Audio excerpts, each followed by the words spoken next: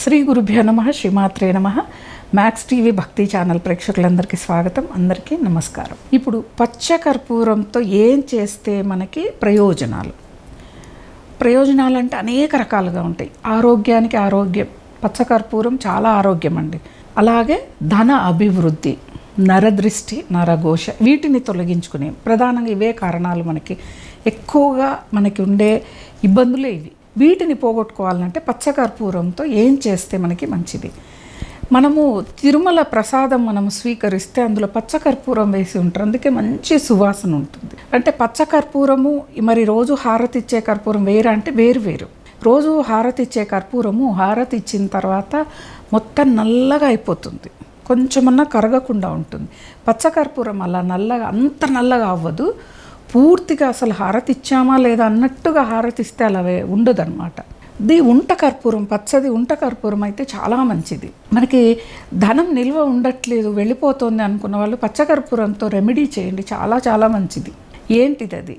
ఎప్పుడు ఇల్లంతా కూడా మంచి సువాసనలు వస్తూ ఉంటే ఆ ఇంట్లో పాజిటివ్ వైబ్రేషన్ ఉన్నట్టు. నెగిటివ్ వైబ్రేషన్ ఉంటే కొంచెం చెడు వాసన ఎక్కడి నుంచో ఒక చోటు నుంచి ఇంట్లో వస్తూ ఉంటుంది. అలాంటి వాళ్ళు ఒక రాతి గిన్నెలో నీళ్లు, ఇత్తడి గిన్నెలోనూ నీళ్లు తీసుకొని అందులో పచ్చకర్పూరం వేసి ఎక్కడైతే మీకు సువాసన రావట్లేదో ఆ రూమ్లో ఒక మూలకు పెట్టండి. మొత్తం సువాసన, ఆ నెగిటివిటీ వెళ్ళిపోయి పాజిటివిటీనే వస్తుంది.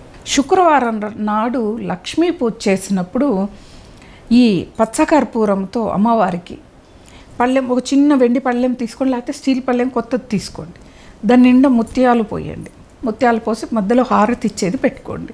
అందులో పచ్చకర్పూరం పెట్టి అమ్మవారికి హారతి ఇవ్వండి. తప్పకుండా మీ కళ నెరవేరుతుంది. మరి పచ్చకర్పూరము వెంకటేశ్వర స్వామికి తిరునామాలు పెడతారు కదా, తెల్లగా ఉంటాయి కదా, కాకపోతే అది కొంచెం బంగారు వర్ణంలో ఉంటుంది, మనకు అలా కనిపిస్తుంది. ఆ తిరునామాలు దిద్దేది కూడా పచ్చకర్పూరంతోనే. స్వామివారికి చాలా ప్రీతి వెంకటేశ్వర స్వామికి.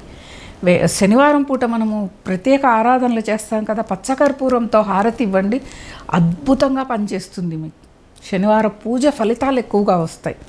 అంటే ఒక పళ్ళెంలో పెట్టి కర్పూర హారతి ఇచ్చే దాంట్లోనే పెట్టి అది పళ్ళెంలో పెట్టి హారతి ఇవ్వండి, చాలా చాలా మంచిది. అసలు పూజా మందిరంలో ఒక తెల్లని వస్త్రంలో పచ్చకర్పూరం మూటగా కట్టి ఓ మూలన పెట్టండి.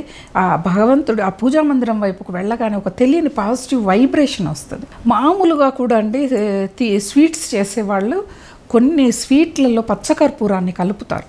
ఎందుకంటే ఆరోగ్యానికి కూడా మంచిది. కొన్ని ఔషధాల్లో ఈ పచ్చకర్పూరాన్ని కూడా వాడతారు. అదే పచ్చకర్పూరం మనకి ఇంట్లో ఆర్థిక అభివృద్ధి, నెగిటివ్ ఎనర్జీని పారద్రోలేదు, ఇదంతా కూడా మనకి ఇస్తుందన్నమాట. ఇంటి బయట ఈశాన్యంలో బయట వైపు ఒక ప్రదేశంలో, ఎవరు తొక్కని ప్రదేశం, అపార్ట్మెంట్లు కాబట్టి ఎదురింటోళ్ళు పక్కింటోళ్ళు వాళ్ళు వీళ్ళు అందరికీ ఆ కారిడార్ అనేది యూస్ చేసుకుంటారు. వాళ్ళకి ఇబ్బంది లేకుండా కింద పసుపు నీళ్ళతో శుభ్రం చేసి దాని మీద చక్కగా లక్ష్మీ కుబేర ముగ్గుని వేసి దాని మీద ఒక ఇత్తడి పాత్ర లాంటిది వెడల్పుగా ఉన్నది తీసుకొని దాని నిండా పువ్వుల్ని వేయండి. గులాబీ పువ్వులు, అలాగే బంతి పువ్వులు రెక్కలు విడదీసి అన్నీ వేసేసి దానిలో మధ్యలో ఏదైనా ఒక ఆకు లాంటిది పెట్టి కర్పూరం తేలుతుంది నీళ్ళల్లో పెడితే, మునిగిపోదు. లేదు మునిగిపోయింది అని అనుకున్నారు, ఏమీ కాదు. అలా పెట్టారంటే మీ ఇంటికి నరదృష్టి, నరఘోష ఉండదు. ధన ప్రవాహం అంటే మీరు చేసే పనిలో ప్రతి దాంట్లో విజయం అనేది లభిస్తుంది. ఇప్పుడు మహావిష్ణువు అవతారమైన శ్రీ వెంకటేశ్వర స్వామికి పచ్చకర్పూరం అంటే ఎంతో ప్రీతి కనుక ఆయనకు ప్రీతికరమైన ఆ పచ్చకర్పూరంని మనం పూజా మందిరంలో పెట్టడం, హారతి ఇవ్వటం, ఇవన్నీ చేస్తే లక్ష్మీదేవికి ఇష్టం ఉండదా అండి? ఖచ్చితంగా ఇష్టంగా ఉంటుంది. అందుకే ఆవిడ రావడానికి ఇష్టపడుతుంది మన ఇంటికి అన్నమాట. అలా ఈ పచ్చకర్పూరంతో ఎవ్వరూ మనం ఏమీ చేసినా అంటే ఏ విధంగా ఉపయోగించుకున్నా మంచి. అది ఓ చిన్న క్లాత్ తీసుకోండి వైట్ది, ఓ చిన్న పచ్చకర్పూరం ముక్కను పెట్టండి, ముడి కట్టండి. మీరు ట్రావెల్ చేసే హ్యాండ్ బ్యాగ్లో, పర్సుల్లో పెట్టుకోండి. చాలా చాలా అంటే ఆ జిప్ ఓపెన్ చేయగానే ఆ సువాసనకి ఏమవుతుందంటే మనలో ఉన్న కోపం కానీ, అతి క్రోధం కానీ, మనసులో ఉన్న చికాకు కానీ మొత్తం తొలగిపోతుంది. చూడండి, ఆ డబ్బు తీయటానికి మనకు మనస్కరించదు. ఏదైనా కొనడానికి వెళ్ళాము, అది మనకు అవసరం లేదు, ఆల్రెడీ ఇంట్లో ఉంటుంది, కాకపోతే కొత్త వెరైటీ అందులోనే కొత్తది అని కొనడానికి వెళ్తాం కదా. ఈ ఎలా డబ్బు నిల్వ ఉంటుందంటే ఇలానే ఉంటుంది. ఆ సువాసన చూడగానే మనలో ఉన్న అతి ఆశ, అతి కోరికలు అనేవి మాయమైపోతాయి. అందుకని హ్యాండ్ బ్యాగుల్లో కూడా ఒక చిన్న వస్త్రంలో కట్టి పర్సులోను కొంచెం పెట్టుకోండి, ఎక్కువ అవసరం లేదు. ఆహార పదార్థాల్లో వినియోగిస్తారు కదమ్మా, మరి ఎంత వేసుకోవాలంటే ఏదైనా ఎంత వాడాలో అంతే వాడాలి. ఎక్కువగా పచ్చకర్పూరం వేస్తే ఘాటు ఎక్కువగా ఉండి ఆ పదార్థాన్ని తినలేం, వదిలేస్తాం. అంత ఘాటుని తినకూడదు కూడా. కాబట్టి మనం పూజా విధానంలో కొన్ని మార్పుల్ని చేసుకుంటే, హారతి ఇచ్చేటప్పుడు కానీ పూజా మందిరంలో ఏ వస్తువు పెట్టడం దగ్గర చిన్న చిన్న జాగ్రత్తలు, ఇవన్నీ ఏమో లక్షలు కోట్లు వేలు ఖర్చులు కూడా కావు అసలు. ఈ కర్పూరం ఎక్కడ దొరుకుతుంది అంటే పూజా సామాగ్రి దొరికే ప్రతి దుకాణంలోనూ దొరుకుతుంది. ఏమండి, ఈ పచ్చకర్పూరాన్ని మూట కట్టి చిన్నగా మనం దుస్తులు పెట్టుకునే చోట, డబ్బులు దాచుకునే చోట పెట్టామనుకోండి, మనకి చెదలు కానీ బొద్దింకలు కానీ చిన్న చిన్న పురుగులు తెలియని కానీ ఇవి అస్సలు రావు, ఆ ఘాటుకు వెళ్ళిపోతాయి అవి.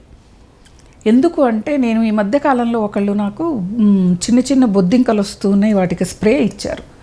ఆ స్ప్రే చేస్తే నాకు కర్పూరం వాసన వస్తుంది. అడిగాను, వాళ్ళు ఓన్గా తయారు చేశారంటే.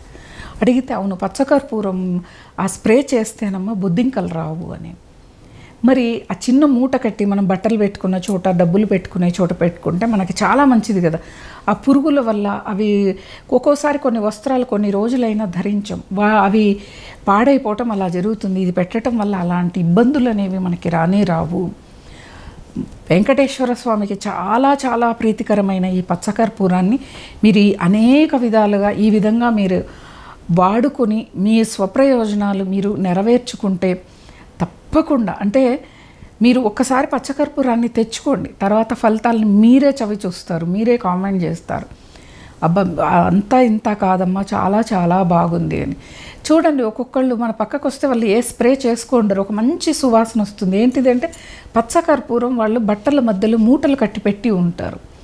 ఆ సువాసన బట్టలకు అంతా అతుక్కుంటుంది, వాళ్ళు ఇంకే స్ప్రే చేసుకోక్కర్లేదు. వాళ్ళ దగ్గరికి ఎవరు పోయినా ఒక పాజిటివ్ వైబ్రేషన్ వాళ్ళ నుంచి వస్తూ ఉంటుందన్నమాట. కాబట్టి ఇట్లాంటి చిన్న చిన్న రెమెడీస్ చేసుకొని మీరందరూ బాగుండాలని కోరుకుంటూ స్వస్తి.